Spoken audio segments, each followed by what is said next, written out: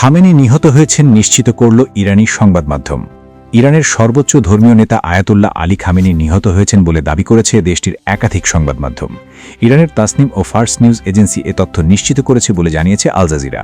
এর আগে যুক্তরাষ্ট্রের প্রেসিডেন্ট ডোনাল্ড ট্রাম্পও সামাজিক যোগাযোগ মাধ্যম ট্রুথ সোশ্যালে দেওয়া এক পোস্টে খামেনির মৃত্যুর দাবি করেন। বাংলাদেশ সময় রোববার মধ্যরাতে দেওয়া ওই পোস্টে ট্রাম্প খামেনিকে ইতিহাসের অন্যতম নিষ্ঠুর ব্যক্তি উল্লেখ করে বলেন তিনি আর জীবিত নেই। ট্রাম্প দাবি করেন অত্যাধুনিক গোয়েন্দা তথ্য ও ট্র্যাকিং প্রযুক্তির সহায়তায় যুক্তরাষ্ট্র ও ইসরায়েল যৌথভাবে একটি অভিযান পরিচালনা করে। ওই অভিযানে খামেনি ও তার সঙ্গে থাকা কয়েকজন শীর্ষ নেতা নিহত হয়েছেন বলেও উল্লেখ করেন তিনি। তার ভাষায় এই ঘটনা শুধু ইরানের জনগণের জন্য নয়, বরং বিশ্বের বিভিন্ন দেশের মানুষের জন্য কাঙ্ক্ষিত বিচার। তিনি আরও বলেন, ইরানের ইসলামিক বিপ্লবী গার্ড, সেনাবাহিনী ও নিরাপত্তা বাহিনীর অনেক সদস্য আর যুদ্ধ করতে আগ্রহী নয় এবং তারা নিরাপত্তা বা ক্ষমা চাইছে বলেও খবর পাওয়া যাচ্ছে।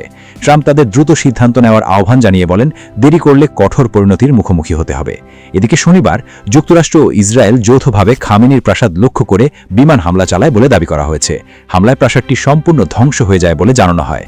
তবে খামেনির মৃত্যুর বিষয়ে এখনও ইরান সরকারের পক্ষ থেকে আনুষ্ঠানিক কোনো বিবৃতি দেওয়া হয়নি।